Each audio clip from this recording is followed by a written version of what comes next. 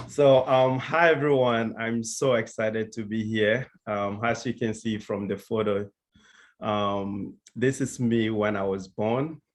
And let me get my camera. When I was born, this picture, I had a few comments. I was able to retrieve some information from my mom about the picture. Because anytime I do presentation, I show it and I have people ask me a lot of questions from this image. And I was told that where my eye was looking at, I was looking at the photographer. So it was very difficult to get me focused. So they had to find ways to play with different instruments for me to focus. And finally, I had to watch the camera guy because he stood up. Because anytime he goes down, I would just bow down. And as you can see, I have a big head. So it was in good. Yeah, so this is me when I was born. Didn't know, um, was unconscious about everything, but the fabric that I was sitting on, I later had to research on the fabric because when I started a project, which I will share with you in a moment, I was interested in knowing what kind of fabric I was sitting on, which is the African fabric. The happy birthday you see, it's just me that found some stickers and added that somewhere like the beginning of art college when I found it. I have very few baby photos. This is the only one of me around this age. And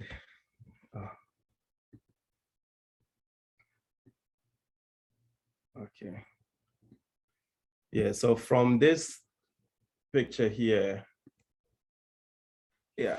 So after art college, I started doing designing, making graffiti. And one of the popular images that I made was this of an artist in Ghana who is a musician. So I used to do a lot of this graffiti drawing, but I use acrylic to do the drawing. So it's not airbrush, but the goal was to mimic the airbrush technique that I saw in the music videos, that we watch abroad. Mostly it was videos from people like Tupac, Eminem, those 50 Cent, that was in Ghana. So we used to watch a lot of videos, and there's this show that I also watch beside the opera show. I also used to watch the Tyra Banks show. So we saw a lot of things from the pop culture that we imitated. And I had a lot of clients that came to me to do a lot of these t-shirts. And from there, I also did a lot of portraiture. Where is the movie?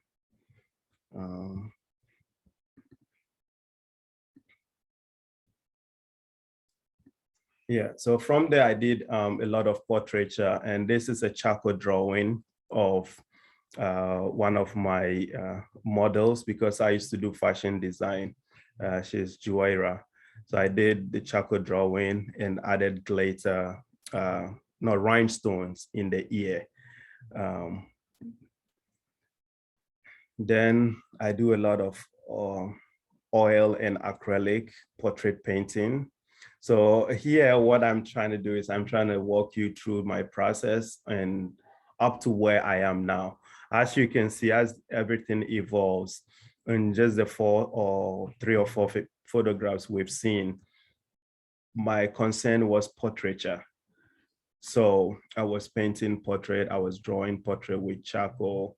These were all commissions, and this is my mom. This is a photograph of her on the Eid day. I'm a Muslim, so on the Eid day, like the festival, we all go to Eid. And this is one of the photos that was sent to me by my sister when my mom came from Eid. I'm showing this picture because of this next photo we are seeing. That's my dad and my mom. And this is a portrait of me. So I painted this picture before I got to this age, before I got beard. So I was trying to paint myself way like a lot of years ahead of time. And I added beard to myself, but now I've grown past this picture, although you can still see the earbud. I was trying to mimic, because I saw a lot of people said I look somehow like my mom, some people said my dad. So I combined both resemblance, and then I used my current picture at that time, and I added age to the picture.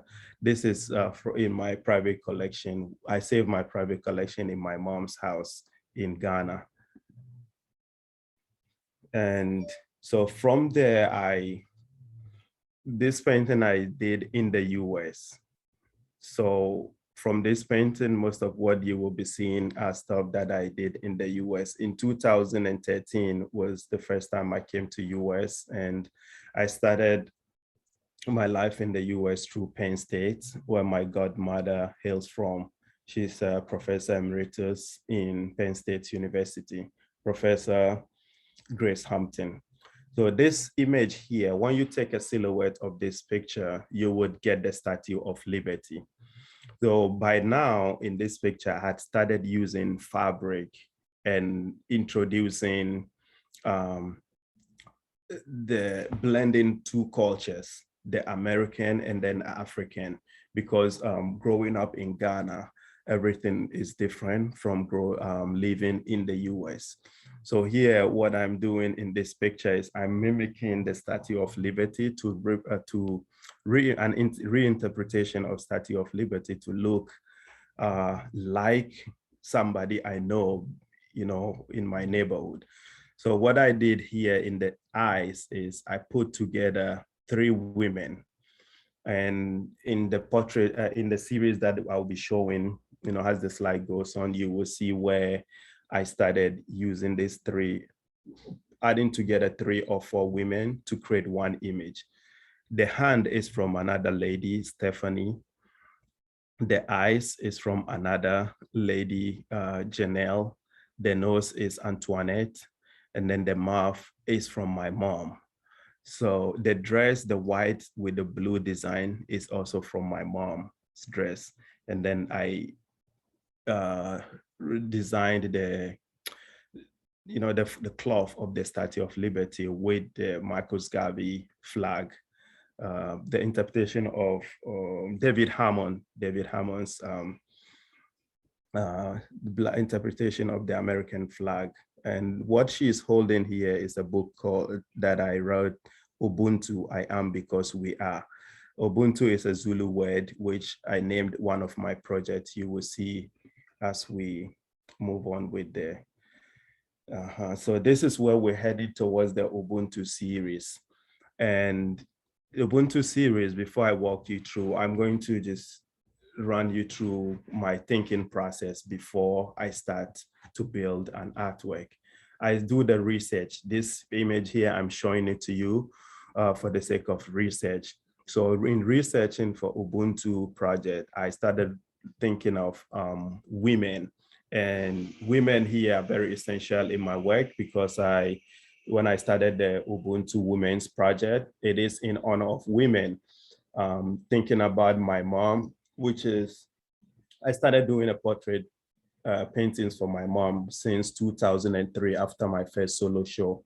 So by 2013, somewhere around February, I wanted to include other women in my work because I have sisters who are women, my godmother, I have like professors, I have politicians, I see a lot of women in very high positions in community, in politics, in human development. So I wanted to applaud this group of women or this group of human beings who receive very few or little or no attention or applaud for what they're doing. That is how I started the Ubuntu project.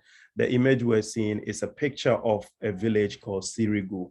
Sirigu is from the northern region of Ghana. And in this village, women make art for their livelihood. So women would paint murals, they would do poetry, they would make different forms of art. So the Ubuntu project, I started sourcing inspiration from these women in Sirigu. And then I created American flag. I also interpreted it in another way. These are all part of the series where I reinterpret national monuments or symbols into my own works. So here I use scraps of fabrics that I collected across the Bronx, Trinidad and Tobago, Ghana, Nigeria, in the US here in Bronx, Staten Island, Brooklyn, and a few neighborhoods that I've collected scraps of fabric. Each piece you see here is a scrap of fabric, which I collected from a seamstress. So I didn't buy the fresh fabric. The original of this piece was exhibited last year at the Hudson River Museum and as shown in different places. I wish one day you would be able to see it in person because it's a piece of collage on a canvas, but it has a lot of depth. It is an idea of bringing a whole different communities into one, which is my interpretation of America as it being built by numerous people. And this is some detailed shots of the Ubuntu project. As you can see, it looks similar to the flag, but this time I'm painting it, I'm doing the collage, mimicking the painting of people like Jackson Pollock, where I throw the fabric in a how without intentionally placing it. I place it wherever, whatever fabric I take, I place it. At the end, it creates this harmony that I'm able to interpret as a community. And this portrait you are seeing in the beginning of the presentation, you realize that I did a lot of portraiture. So I didn't throw out my portrait skill. I rather carried it onto my installations. So by the end of 2013, I had started creating installations in the US and I exhibited it in various places. This is another detail of the installation at Kelly Street in the Bronx. It's a project supported by the Laundromat Project, where I did a series of community workshops on the sidewalk of the street. And I also invited the participants to borrow their works. I lended their work and showed it in the installation with audios of the story circle. So what I do in the community is I learn about the community. I talk to people in the community about what is bothering them, what they think about their living. And by then I was also learning a lot about the American culture because my work at that time already invited the American culture into my African culture. I wanted to blend both onto one piece. So the piece would interpret America in a different way and also interpret Africa in another way. This way I'm trying to blend the two cultures and put them together as one, as for me growing up in Ghana and now living in the US. And this is another part of the installation, which this one is from Wave Hill. I did this installation at Wave Hill. It is the same fabric. The fabrics are pasted onto a Tyvek. So the Tyvek, there's the ordinary Tyvek we know for the building wrap. I create them on a table, leave it, use Elmer's glue. And up to now, I use Elmer's glue for my work because it's flexible. It doesn't crack for me. So if you're looking for a glue for your work that will make it flexible, I would recommend Elmer's glue. I've been using it for a lot of my projects and it hasn't let me down up to today. I've used it on paper. I'm currently using it I use it on fabric and I'm currently using it on paper. So here, this installation here, I try to mimic the Wave Hill Garden as compared to what we saw before, which is in a room form. This one here is it's more fluid, just like the trees and forests in the Wave Hill, like the plants. So all the fabric you see on the floor, I intentionally threw those fabric on the floor to mimic the environment of Wave Hill. So when you walk into the installation, I recorded sound of birds in Wave Hill. and install it in the piece. So as you walk around the piece, you hear the sound of birds and the water from the Hudson River Museum for this installation during my residency. And this is another component of the same workshop where I go to senior centers, community centers, and sidewalks to create workshops. And this workshop here is at the Arch Center, which is in Kelly Street B in South Bronx, somewhere around Kelly Street. And is it one? Yeah, it's somewhere around Kelly Street. I forgot, but in South Bronx. And there's a few, I did a lot of workshops with this center. I had about 3 grants, where I kept going on every year to the same senior center to do different projects.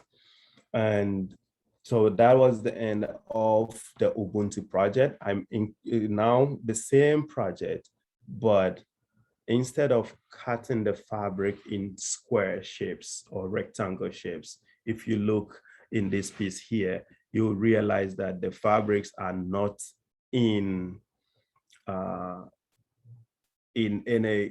the fabric are mimicked in their own original form as I picked it from the fabric. Whereas in the Ubuntu project, I was cutting it into shapes to create a wall. So it looks like the brick arrangement, but here in this one here, I call An-Nisa. An-Nisa it's an Arabic word for, which means the women. And it is inspired by a verse from the Holy Quran that talks about the high rank of women and the beauty found in women. So I wanted to use this verse to create an art piece. At the same time, I was struggling with a few of my community members who were Muslims who had perceptions of what art is in Islam and what should be art. So I use these projects to critique that and also address that same topic of art in Islam. This is another view of it during at Katona Museum. And by this time, was last year, yeah, the country has begun to open. New York State has opened up about, I think, 75% where museums opened their doors. So I started doing visits. I would go in, create where people would come and interact. So this is one of the sessions where I would talk to people about the piece. I would receive questions and try to answer them accordingly. These are different views of it.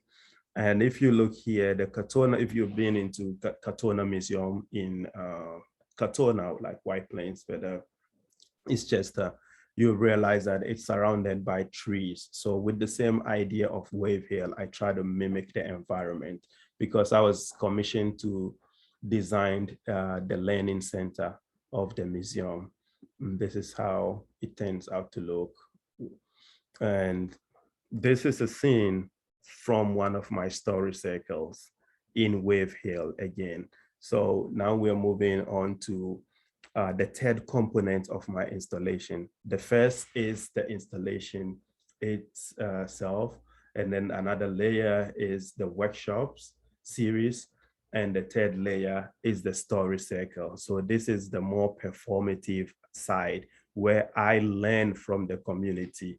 I understand what the community needs. So when I design a project or I have an idea, I put it together, I break it down into ways that I am giving and at the same time, I'm also receiving to add into the installation.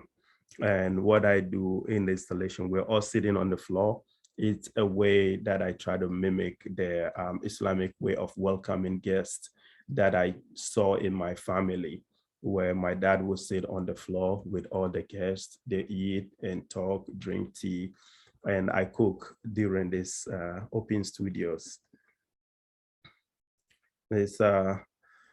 From here, I move on to the Black Lives Matter mural, which I helped design. So I designed, 3 artists were called to commissioned to design Black Lives Matter mural, which is in front of the courthouses and downtown, because the street was renamed. It's renamed Black Lives Matter Boulevard. And I designed the word Black. Sophia Dawson designed Life, and another artist, Patrice Payne, designed Matter. So there's a detail of it here.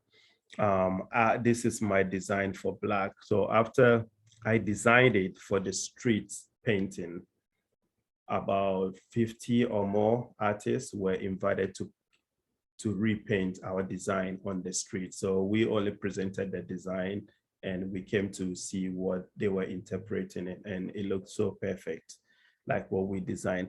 So later I created a relief of it because I wanted to lift this image from the floor onto the wall, sort of taking something from a negative space into a positive space. So instead of spending time or either be in the sky before you see it, I wanted to place it on the wall before us so we can stand and look at it. So during my residency at Materials for the Arts, I designed this. It's on a 2-inch wood, painted and coated with resin. And as part of, like I told you earlier, how I do my project from here, if I design a project for the public, I get to a point, I take it into the society. So instead of doing a story circle, I now took the painting into the African markets around the Bronx. I would install it in the aisles to create conversation about it. Because if you're walking in the aisle buying provisions and you just see the word Black in front of you with bold colors, what does it mean to you and what kind of conversation it draws? Because this is the time where, Black Lives Matter was going on, and everywhere it was about it. I wanted to take it to the community. And we are moving to another project, which I call See Something, Say Something. I collected over 4,000 Metro cards across New York. That was one of my culture shock when I moved to New York in 2014. But the first time I started collecting the Metro card was 2013 when I first came into the US, and I needed to board the train to go to Port Authority to get my bus to Penn State. So that was the first time I encountered it. So I started collecting these cards, didn't know what to do with it until last year during my residency at Materials for the Arts. And I decided to create a web-like installation where it trapped people. So it is my own interpretation of what it means to be a New Yorker and how we move from one place to another, and how we're surrounded by text, and sometimes we are too close to each other, yet we do not open up and socialize with each other. And many a time it's not our fault, but it is how the state has been and the trust we have in each other. So I assemble all this Metro card representing the people, and from tourism to people going back and forth, their daily livelihood. And some of the Metro cards have the dates behind them. Some of them, had worn out.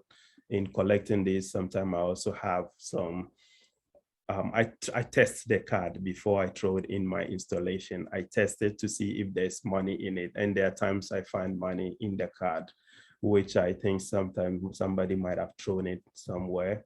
So I use the net to create this installation kind, like a web trapping each other. Now we're moving towards the end.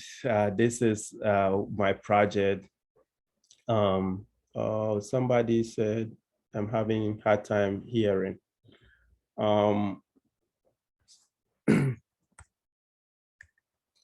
Okay, I'll try to, but if anybody can also having a hard time hearing, please send it to the text and I would see what to do about it. But I believe it's under control now. So this project here I call pride of my village. And I started this project, I started thinking about this project when I was doing my residency at the Children's Museum of Manhattan, but I could never had the idea to start or the edge to start until when our vice lady, Kamala Harris, and President Joe Biden got in the office. So that was when I started thinking about how would it look like if we see figures that we know, everyday people that inspire us on the dollar bill. So I'm celebrating these people on the dollar bill. And just yesterday, one of the exhibition ended because at the Art on Paper, I had about 40 of these works showing at Art on Paper, I was represented by my gallery in LA, Gallery 1202. This is another one of it. So this is, here you can see it is also the same materials I'm moving on with my work, and the same similar ideas, the idea of juxtaposing two cultures, the African and then the African American experience. When you can see from the fabric mimicking Africa, from the identity of the people, African American, Black identity, people of color. And the goal was to do 100, but now I have over 100 images that have been sent to me, meaning I'm going to do more than 100 of this with the dollar bill. It's Art on Paper. And I have, what you see the gold around it, it's gold leaf that I put there. The cloth is fabric. And then the background is paper with splashes of paint. And all these works are on my website. And as we descend, this is my current project. I know many of you who have been with us through this series of workshops we've been doing with the center, you are familiar with this piece. And I don't know if I've shown you the completed piece. This is how it looked completed. And I've talked a lot about it, so I would brush on, but if you have questions, I'll be very happy to answer when we get to the question time. And some of the pieces, I would also go back to reference to some of the answers that I would be giving. The background of this piece is just flat papers that I didn't rip. I just pasted it on the wall. And then beside that, everything else I rip with my hand and pasted the image, the portraiture. I use a watercolor approach, which I demonstrated in, I think, one of our first workshops, for people to see how I make them. I use acrylic with a watercolor approach to depict this. This is a close shot of it. You can see the newspaper prints and then the watercolor approach with the thick aspect of it. And another close shot. This series here, everything about it is going to be about my daughter, Hafsat. And the reason why I'm doing this is I was born in Africa and I'm living in America. She was born in America and currently she's living in Africa. So the juxtaposition of culture is what I'm mimicking here, and also referencing overproduction and over consumption in our society. Also highlighting the use of recycling. This is some detailed shots of the same piece. And back to me. Thank you for your time, and I'll be happy to answer questions if you have them.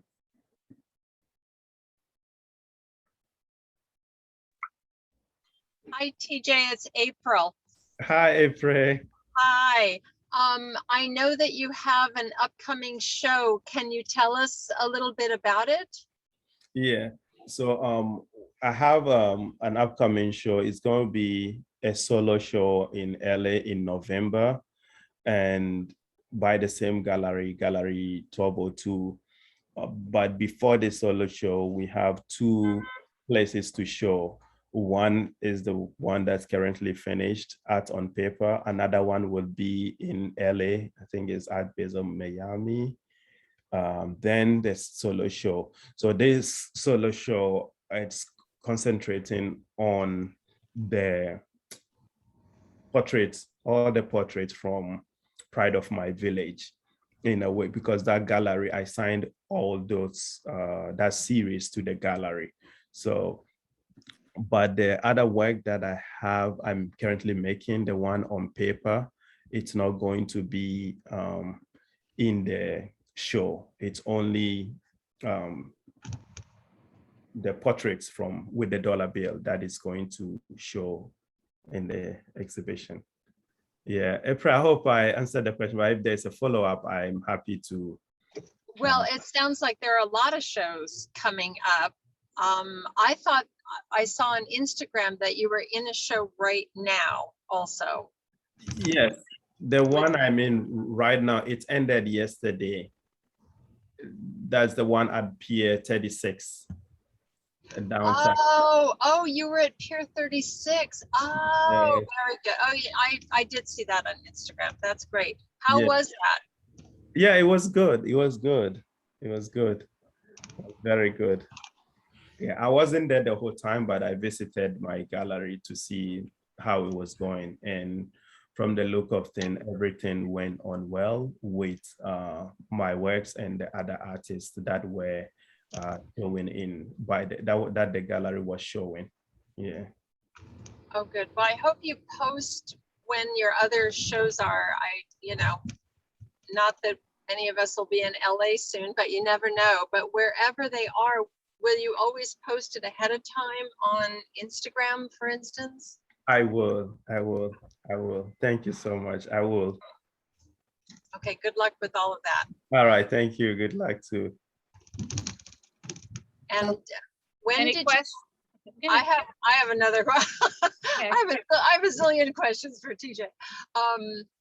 When did you have the residency at Wave Hill? I missed that part. Wave Hill, I think was 2019. Susan, is Susan here? Because I see in the chat, Susan said she was. Yes, I am here. I am here. Was it 2019? TJ, I loved your work at Wave Hill, and I remember chatting with you because it was so unusual to me that I wanted to know more about it.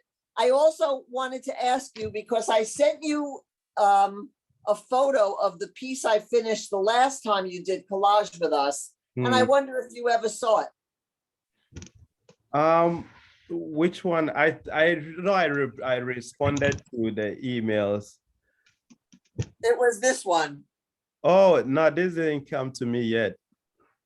I sent it shortly after we had the class. I also sent it to April, and she usually responds, but I didn't hear from her, and I just didn't know if it had gotten out. Oh, I didn't. I don't think I saw it. No, I didn't see it either. I don't know why.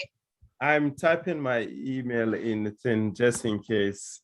I also think I sent it to RSS because I didn't know if it would get through, and nobody responded, so I just let it go. Oh, I didn't see it. Sorry, but it looks very good. Very, very good. Very good. I enjoyed doing it. I was very pleased with the way it came out when it was finished. That was the one with the fruits and the people. Yeah. Please resend it. I just shared my email. I will. And I think my Wave Hill was 2019. Was that? Yes. Okay. Yeah. So April was 2019. Okay.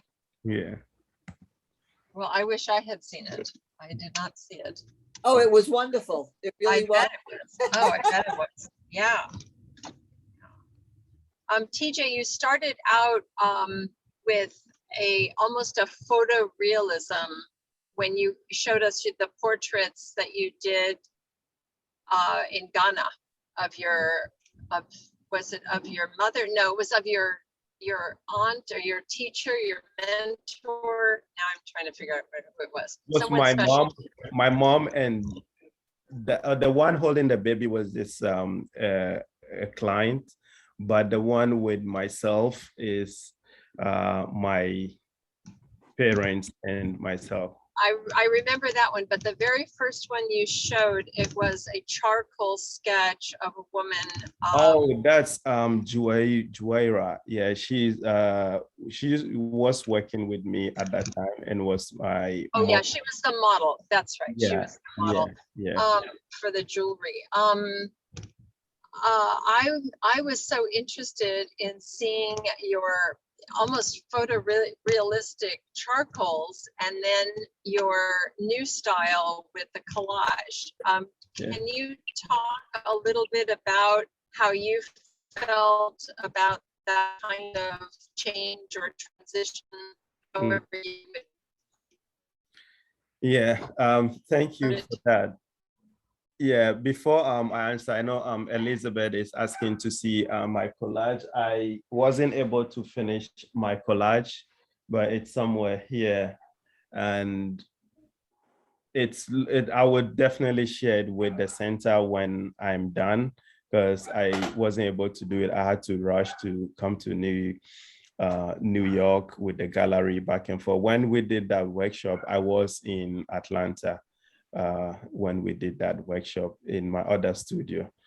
But yes, April, what happened with this transition is it becomes, for me, I see that experience as a journey. You know, when you take a journey without knowing the destination, that is one of the parts that I enjoy with my art. But I try to carry at least one old luggage when I'm going into a new space.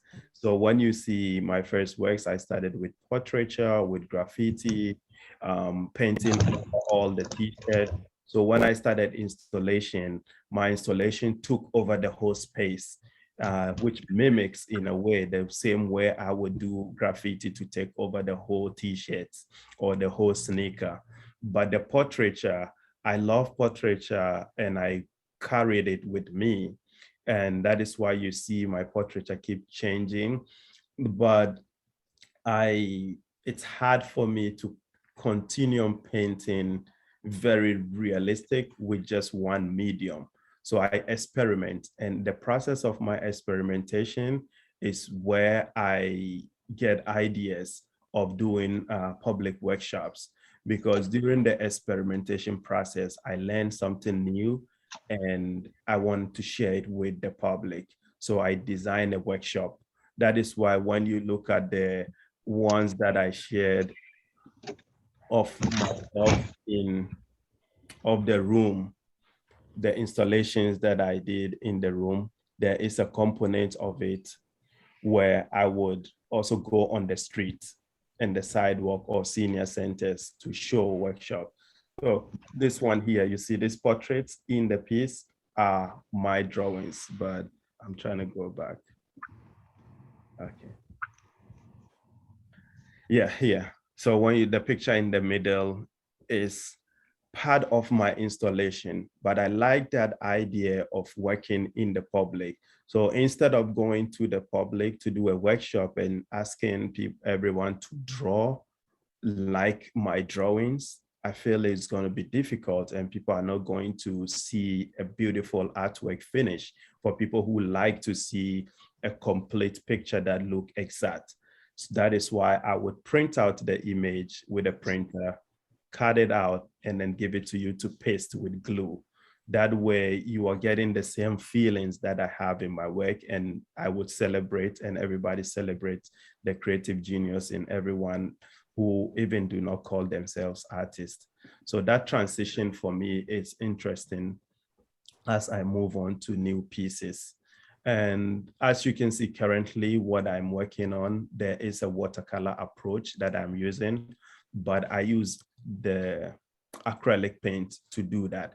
This same acrylic paint is what I was using when I was mimicking airbrush technique in the beginning of my commercial art when I used to design t-shirts. So it's the same materials that I'm using, but I just find different ways or approach to do it. Yeah. TJ, Hi, San Ellen. I wanted to ask about the MetroCard installation. I really like those pictures. And we had a close-up of the MetroCard kind of like on a netting, like a fish net. But then there was a whole hallway. Did you do the whole hallway also? Yes, I'm looking for it here. Here, this Yeah, one here. yeah, like that. Yeah. Okay. So Yeah, so it started from a corner and it goes all the way. And remember, this is about 4,000 metro cards. So it kept going. It took over about 3/4 of the space, because the piece you see all the way in the far end with the hats, that is also another project. I did put it in the slide because we had a lot, but that is also another project about a journalist that was killed in Ghana. But the MetroCard took the whole space. And what I also did when you walk in the installation is I included mirrors, because remember, this is materials for the arts, where it's like the Amazon forest of objects and art materials and everything. So I found a lot of huge mirrors where I put in between the MetroCard. So it made the MetroCards a lot. It multiplied them. As you walk, you will see yourself in a lot of the mirrors. And at some point you will see yourself covered with all the MetroCards. So yeah, it's everywhere. it's really nice. Right. Really Yeah. nice. Thank you.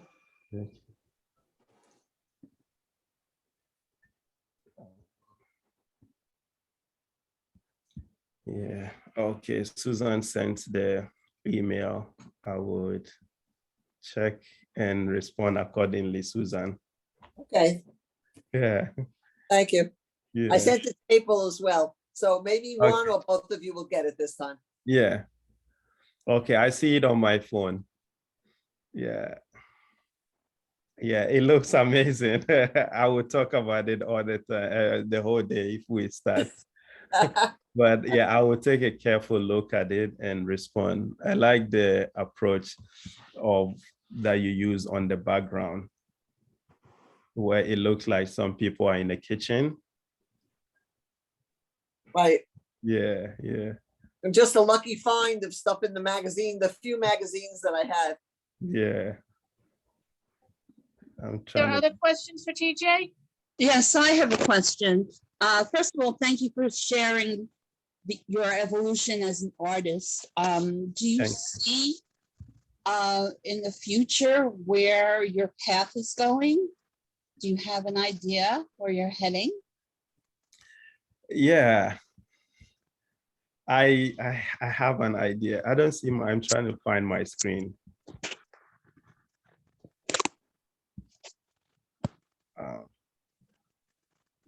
Okay, yeah. Yes, I have an idea where I was going, because the reason why I boldly say that is I'm more of a positive affirmation person, and I see the cup full more than the empty. And yeah, I relate to that a lot, because when I finished art school in 2003, the tradition of the time was, after art school, you go into a group show, and from the group show, people know you, then you go on, and it takes time. After maybe 3, 5, 10 years, you do a solo show. By then, everybody know you. But I did the opposite. So after school, by the last year, I was working on my school project, and at the same time, I was designing my first solo show. And so immediately after school, I jumped into the National Museum of Ghana, where I had my first solo show. And I presented only paintings, 51 paintings, and sold almost all the paintings. But the goal of that was not to be overwhelmed with all the money that I would make in the show, but my goal was to support the children's block. So there is if you're familiar with Ghana, the largest hospital in Ghana is called Kolebu Hospital. So Kolebu has a children's hospital. The children's hospital at that time was struggling with finance to renovate the wards for the children. So my goal was I would use my art to support it. And I had over 13 companies financed all my advertising, the refreshments, everything of the show. I provided only the artworks and they sold. The only works I didn't sell were the ones that I put in my mom's collection. And I donated that to the children's block. Since then, I've never seen my back. I always see myself moving forward. And I'm very grateful for the inspiration that I've been having from all the communities. Every encounter I have with communities, for me, is more rewarding because what we are doing today is the greatest satisfaction that I would always have in my art, to be able to present my artwork to an audience that are very far away from me. And that is why I see that it's very fulfilling. I see I'm in the direction that I wish to see myself in. And I'm very grateful for all of you taking the time to watch Such it. an altruistic view, and so inspiring and so lovely to hear. And your parents did a great job raising you. Thank you. Yeah, my mom, I know my other siblings used to tease her that she don't know anything in art, but she's all over the art world. Yeah, but now she's familiar with it because when I'm working with fabric, I go to her to ask questions about the meaning of the fabric. It's just, for the sake of time, and hopefully we will get the time. I know Susan met me at Wave Hill. I'm sure I was able to tell you the meanings of some of the fabrics. So that is what I learned. Everything you see in my work, before I use it, I research on it, I learn it for myself, and I teach and, share it with everybody who encounters the piece. Yeah. Tijay, I just want to thank you. I mean, telling your story has been a real blessing for us. God bless you for what you're doing. You're amazing. Tijay will definitely be coming back to teach other regular collage classes with us, but this has been, I'm so glad that we did this because your story is, your art is so beautiful. Your story is so inspiring. And I think we have several people have talked about how inspired they are now by hearing your story. So thank you so much. All right. Thank you so much, everyone. Thank you. Really Tijay. appreciate Pleasure. Take care. The next workshop. Thank Right, you. thank you. Talk to you soon.